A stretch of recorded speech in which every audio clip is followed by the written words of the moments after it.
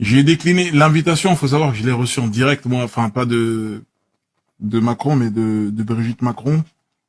Donc j'ai cherché à savoir déjà l'objet de la visite là-bas, etc. Moi, je suis très au courant de ce qui se passe au Congo. Je suis très au courant de ça. Tu vois, et j'ai toujours eu euh, ce rôle-là, cette position de prendre des décisions qui peuvent tout faire basculer. Tu vois. Donc j'ai dû décliner.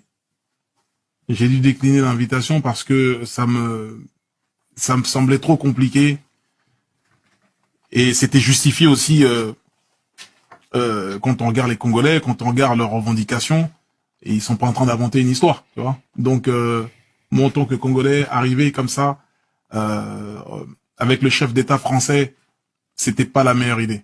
On t'en aurait voulu. C'était pas la meilleure idée, on m'en aurait voulu et je peux comprendre pourquoi on m'en veut par rapport à ça. Tu Mhm. vois. Donc j'ai eu une réflexion de 24 heures, j'ai réfléchi un petit peu, bien avant que ça parte sur les réseaux, etc. J'en ai jamais parlé, moi.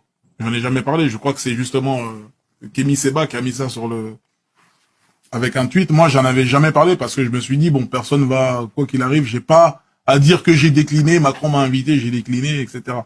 Je n'y vais pas, c'est tout. Mhm. Parce que c'est politique, c'est machin. J'ai pas envie. Le Congo, c'est un pays spécial. Les artistes sont des politiciens. Ils sont considérés comme des députés. Donc arriver là-bas, non, c'était pas la meilleure des choses.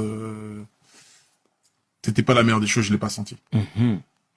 Encore une fois, tu marches au feeling, donc c'est très bien. Mais toi, c'est quoi ton avis, tu sais, par rapport au conflit même qu'il y a là, au sein même du pays, tu vois, à l'est du pays plus Il y a quand même précisément. 23, tout ça. Hein. Absolument. C'est quoi toi ton regard par rapport à tout ça? Mon regard, c'est le regard du peuple aujourd'hui. Ouais.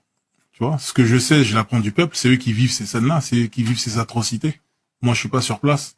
Tu vois, je ne fais que répéter euh, des choses qui se passent dans le Kivu, qui sont réelles.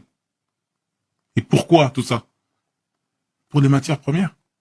Qui arme ces gens-là?